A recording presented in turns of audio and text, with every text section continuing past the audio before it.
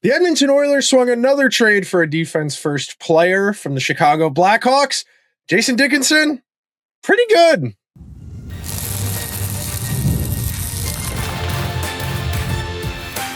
You are Locked On Oilers, your daily podcast on the Edmonton Oilers, part of the Locked On Podcast Network, your team every day. Hello, everyone, and welcome to this Thursday edition of Locked On Oilers. I'm your host, Nick Zararis. This is my 10th season doing digital hockey content, my third as a host here on the Locked On Podcast Network. I want to thank everyone that is making Locked On Oilers their first listen of the day. Locked On Oilers is a part of the Locked On Podcast Network, the number one streamed sports podcast network. And on today's show, we are going to break down the Jason Dickinson trade to the Oilers, what they gave up, how much it cost. We will start out by walking through Dickinson's career to this point, what type of player he is, what type of role he fulfills, how he developed, where he developed. Our second segment, as always, we will dive into the underlying numbers, which paint a very flattering picture of a defense-first player coming from a very bad defensive team in the Chicago Blackhawks. And then in our final segment, we will evaluate the merits and value of the trade, where I think Dickinson's going to slide in the lineup, and whether or not I think this is enough for the Oilers to rectify some of their deficiencies this season. So to start out, anytime you are acquiring a player whose reputation is defense first, that always gives me a bit of pause. That always gives me a bit of hesitation. As somebody who has on more than one occasion watched teams chase the defense ferry in hopes of trying to shore up a major deficiency instead of doubling down on what their team is good at, acquiring both Connor Murphy and Jason Dickinson for an Oilers team that has really struggled defensively post the calendar year turnover, I had a lot of reticence. But as I dove deeper into the numbers, which we'll get to in our second segment, you get a pretty flattering picture for a player that's coming from about as stark an environment as you possibly can. So to start out, Dickinson was a 29th overall pick 13 years ago. And it's funny, I remember Jason Dickinson as a Dallas Star, and that was mostly in the late 2010s. And there was a part of me that's when I saw Dickinson's name in the trade mill over the last few weeks, I had assumed it was a different Jason Dickinson. I hadn't realized it was the same guy who was on the Stars all those years ago that had taken detours to a few different places before ending up in Chicago, because he's not that old. For someone who has been in my mind as long as Jason Dickinson has, I just assumed it was somebody else with the same exact name, which goes to show you how often I've checked in on the Blackhawks this year, beyond when they've played the Oilers, beyond when they have played the Rangers, or have ended up on national TV, especially earlier in the year when the Bedard buzz was really high. But he plays a really interesting role. And as a defense first guy, coming from a strong organization, Dallas has really turned their AHL operation, the Texas Stars, into a replacement level player factory. You look at the volume of guys they have been able to successfully assimilate from their AHL program up to their NHL level, the quality of players they have managed to improve upon, where they've drafted talented guys and really turned them over into special pieces. And he spent part of 3 seasons bouncing back and forth between the AHL and the NHL. And that's how long you get to be waivers exempt, if I remember correctly. You're 3 years post your NHL debut where you're waivers exempt, and the Stars use that to the fullest extent. And he has spent a lot of the last decade, or half decade, I should say, not meandering, but really off in the hockey abyss, going from Dallas to Vancouver, who traded him to Chicago, where he signed the contract he's presently on. He was on the Stars team that went to the Cup final in 2020 in the bubble, played 70 games that year, and he's been a full-time NHLer for about 5-6 years now. I'd say 7 years he's been a full-time NHLer. And this is a player who has been asked to do about as difficult a job as you possibly can. As you might imagine, the Blackhawks are not a very good defensive team. And we'll talk about the Blackhawks team numbers in our second segment, so I won't get too far ahead of myself. But when we're talking specifically what Jason Dickinson does and what he does well, number one, he's played somewhere between second and third line minutes. He's at 13.25 even strength minutes per game. And the reason I use even strength minutes as opposed to your average time on ice cumulative between all your game phases is because when I think about roles, especially when it comes to special teams and penalty killing, you can be a fourth liner and on a team's penalty kill consistently, whereas Dickinson has largely floated between the second and third most used center. The Blackhawks have had injury issues this year, which at times has jumped guys further up into the lineup. So he's played somewhere between the middle six on a bad team, the Blackhawks. And in that third line role where he's played 13.25 of even strength, he's played 209 per game on the penalty kill for his career as a Blackhawk. And a lot of the numbers I have here are based on cumulative averages of his 4-year tenure in Chicago. Something that's crazy is that this year, Jason Dickinson is starting of the dead starts, meaning starts after a change, after a whistle. 70.3% of the time, Dickinson is starting shifts in the defensive zone when they're not on the fly. That is an absurdly high volume. And even more crazy than that, he spent 40.7% of his ice time as a Blackhawk against the other team's best players. And that might sound insignificant, but you think about who other teams typically use their best players against, and it's the other team's best players. But the Blackhawks, being so bereft of talent, being so ineffective at scoring, have effectively tried to create a half and half not lineup where half the lineup gets the tough, difficult assignments against the other team's best players. And because offense is so hard to come by, they manage to create a little bit more by separating the responsibilities effectively, by putting guys in these really disadvantageous positions to open up doors for their best players. And it's really fascinating to me as someone who thinks about this a lot, lineup optimization, putting guys in a position to succeed. And it's why we talk about context so much. When we're evaluating players, context tells you a lot about their responsibilities, because the vast majority of players are not good enough to outplay their environment. When I say outplay their environment, I'm talking about a player who is so good that even if they have bad line mates, even if they have difficult matchups, even if they start a lot in the defensive zone, even if they don't get to play with great line mates, they are so good they are able to carry play above what you would expect for that responsibility. And candidly, the vast majority of NHL players are not that good. There are really good players. There are plenty of guys who went to the Olympics in Milan, got to play really important roles for their federation. And those guys don't ultimately, when they come back to the NHL, manage to impact the game at as high of a level. And it creates a really funky dichotomy there.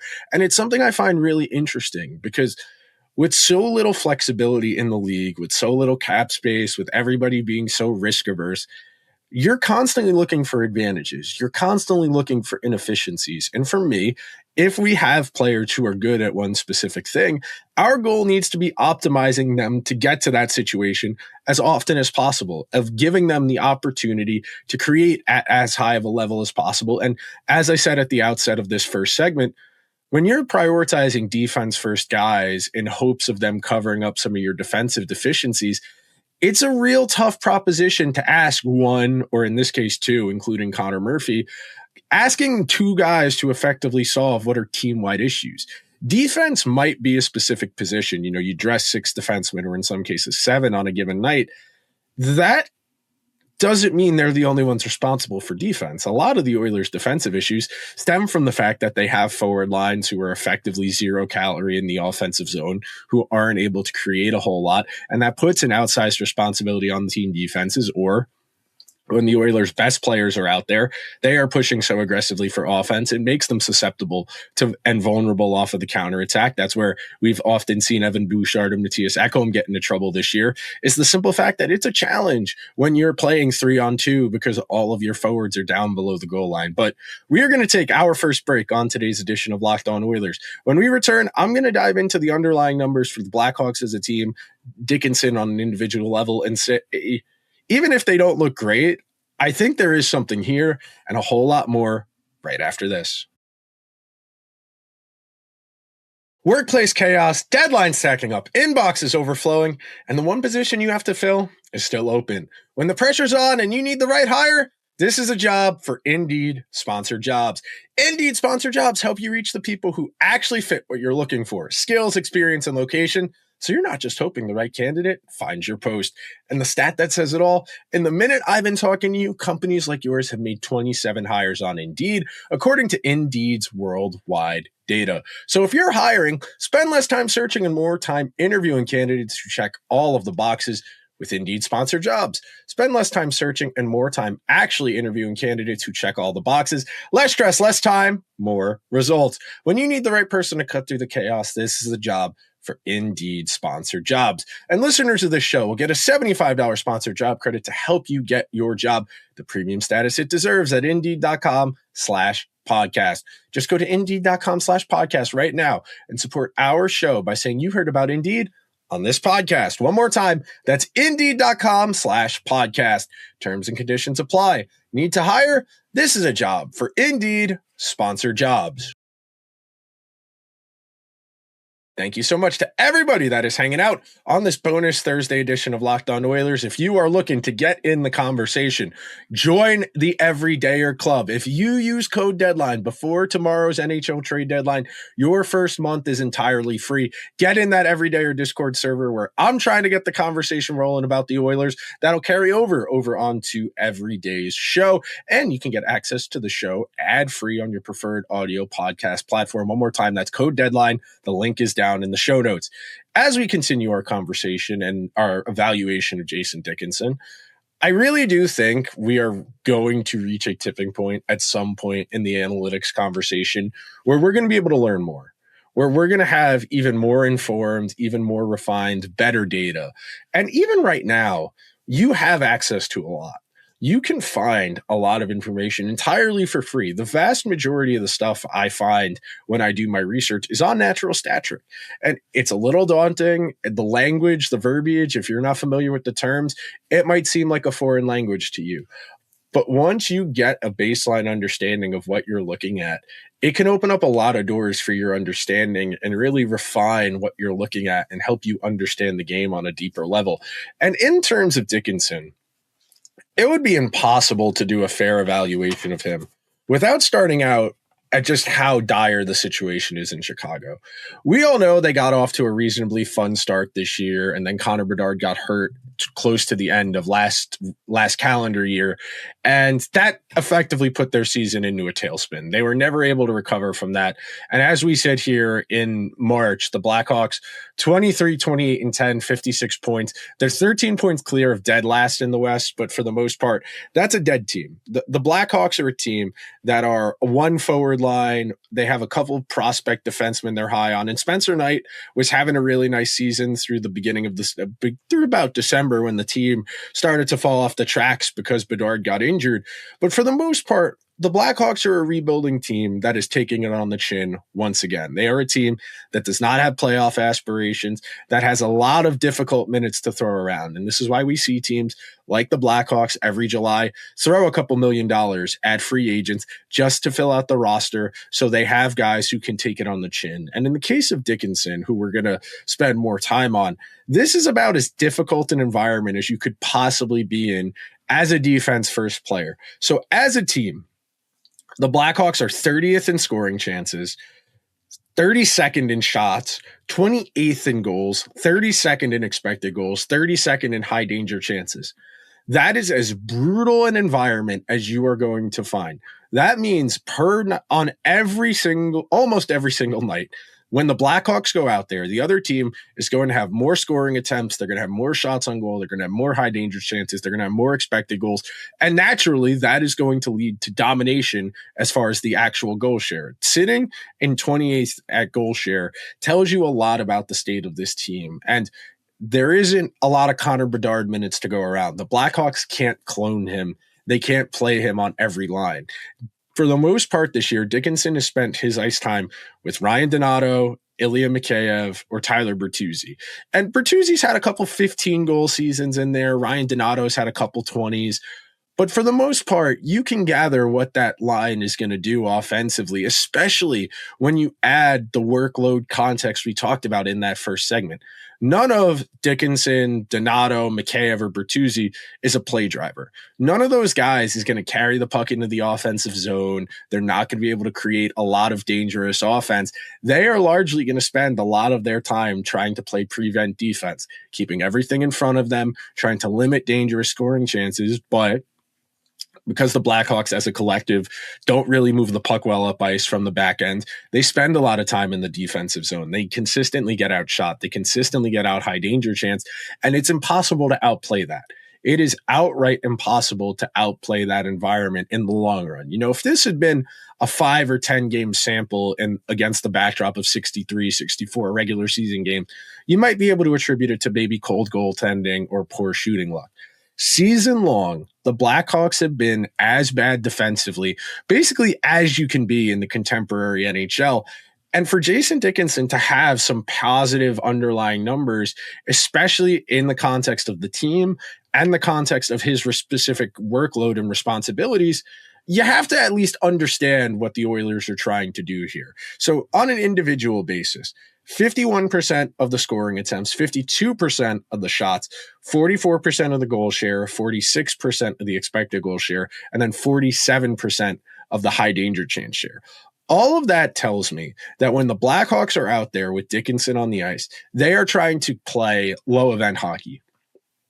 They are trying to play the game down at the other end of the rink, pepper the goalie, heat him up, try and get him moving, and most importantly, not play defense. And when you are prioritizing rate of offense, when you're prioritizing just getting scoring chances as opposed to the quality of your scoring chances, that tells me you are trying to be a shot suppressor. You are trying to not play defense at all. Now, the problem with trying to have that mentality on a team like the Blackhawks, you don't have the defenders to help insulate that. You don't have the depth wingers to help make this an effective strategy. If you want to be the Carolina Hurricanes on your team where you ride Corsi, you ride the volume of scoring chances, the volume of shots on goal, that can work if you have the right personnel. But that is a very specific style that requires a team-wide commitment. And the Blackhawks simply don't have the horses.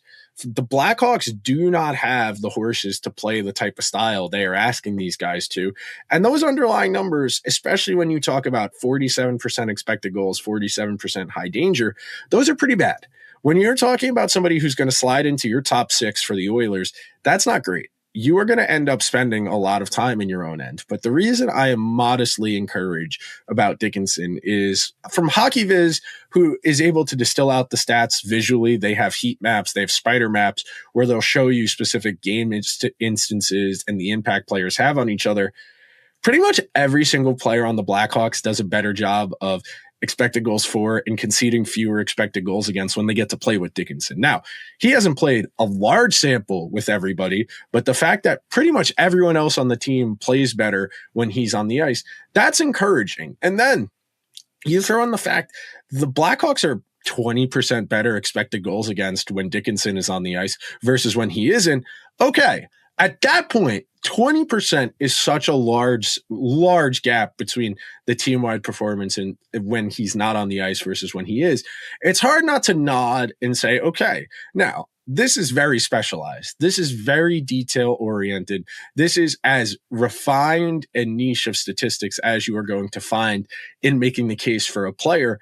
But Dickinson has something there. Under the hood defensively, Dickinson brings something to the table. How much are the Oilers going to be able to do with that is a very different question, especially considering how different team defense is team to team and how much of an impact what defenseman you get to play with, the game state you're used in, has on your overall value. But coming up next on today's edition of Locked On Oilers, I'm going to evaluate the fit, the cost, where he's going to slide in the lineup, and if this is enough for the Oilers to buck whatever's got this monkey on their back. Cold days, packed schedules, big goals. That's winter. And when there's not a lot of time to cook, eating well can feel like another thing to do on the to-do list. And that's where our friends at Factor come in. Factor makes healthy eating easy with fully prepared meals designed by dietitians and crafted by chefs so you can eat well without the planning, prepping, or cooking. Factor meals are always fresh, never frozen, and ready in about 2 minutes. The ingredients stand out: lean proteins, colorful veggies, whole foods, and healthy fats.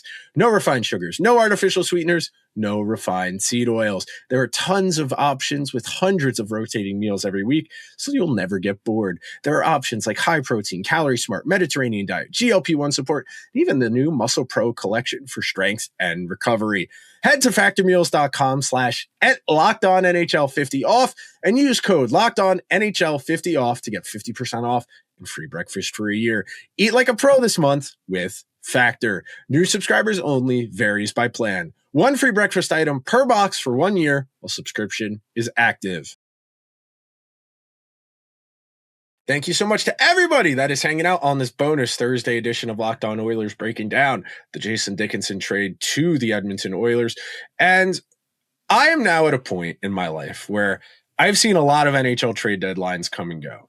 I have seen buyers markets. I've seen sellers markets. I have seen just about every type of trade deadline unfold at this point in my life.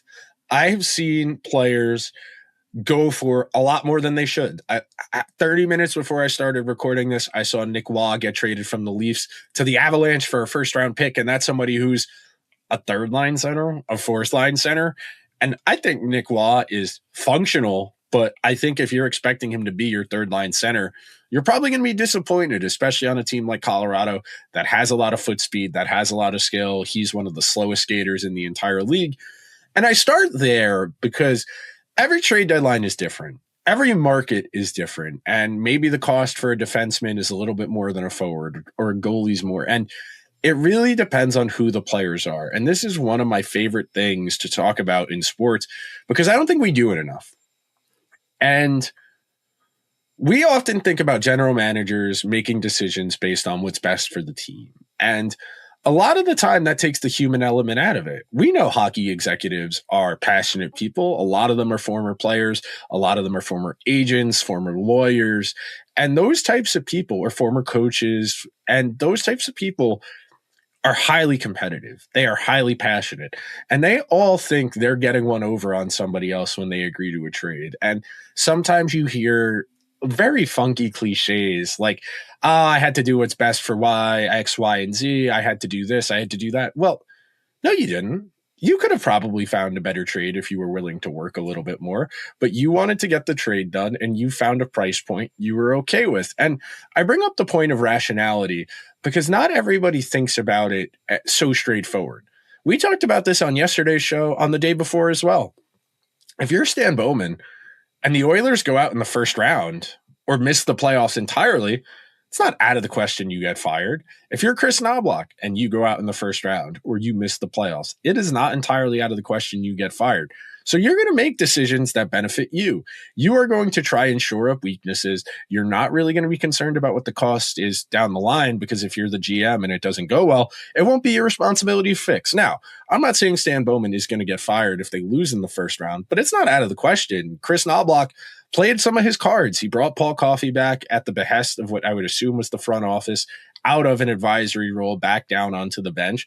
Would it be the biggest shock in the world if Paul Coffey was able to leverage whatever happens after this year into a bigger role, whether that's head coach or whether that's GM?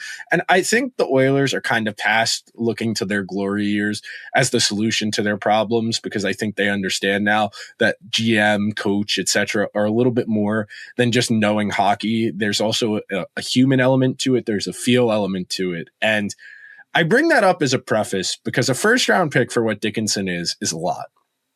Now, the counterpoint to that, the pick value between 16, the last playoff spot, versus 32 is smaller. The gap in value between those picks is smaller than the difference between picks 1 and 5. And I say that to preface this because the Oilers have been burning first-round picks very frequently over the last handful of years. They have traded up to get a first-round pick when they traded for O'Reilly, who they ultimately traded for Ike Howard. They traded a first-round pick for Matthias Ekholm. They traded a first-round pick last year to get Jake Wallman. This year, they're trading a first-round pick to bring in Jason Dickinson. And those first-round picks ultimately may not have turned into anything to begin with.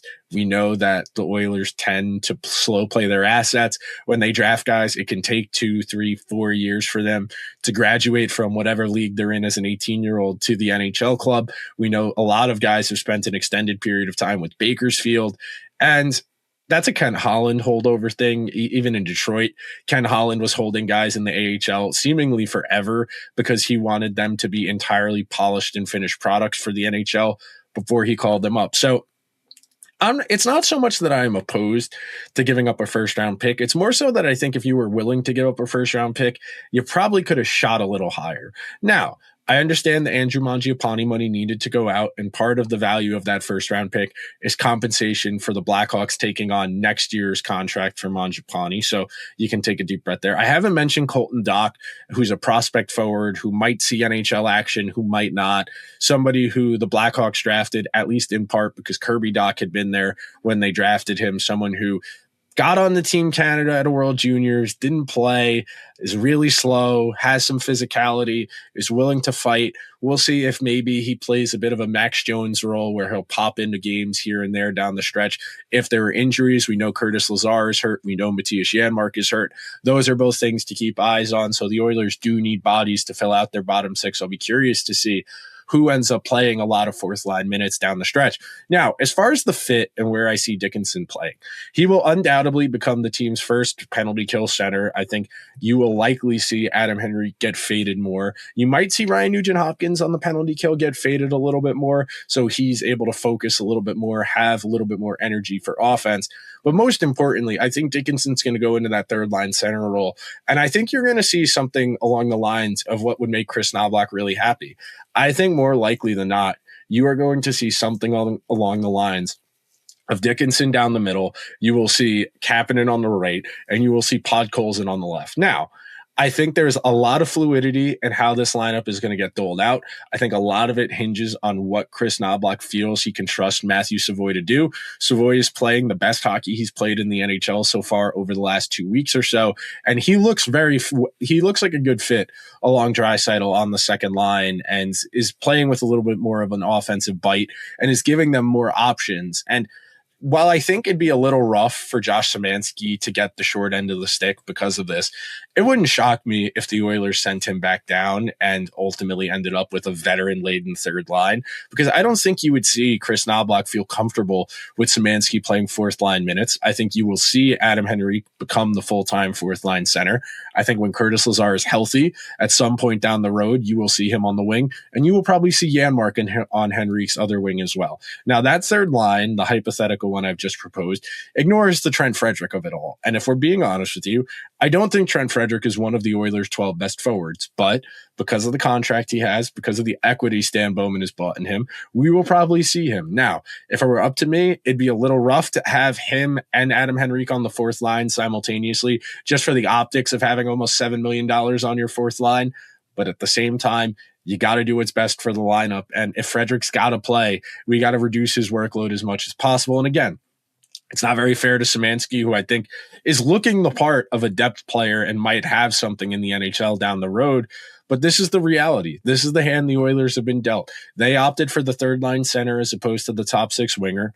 Nuge is going to stay on McDavid's left. You're likely going to see Savoie try and earn that second line spot full time. We'll see if Roslovic can stay on Knoblauch's good side and stay on Draisaitl's wing. Because if that's the case, you have two decent scoring lines, a third line that should be able to play shot suppression and defense in the way we've constructed it here. And that should help everybody out a little bit. Ultimately, I think a lot of this is going to come down to that third line, especially down the stretch in the regular season and then eventually in the postseason. But this on paper has the chance to work.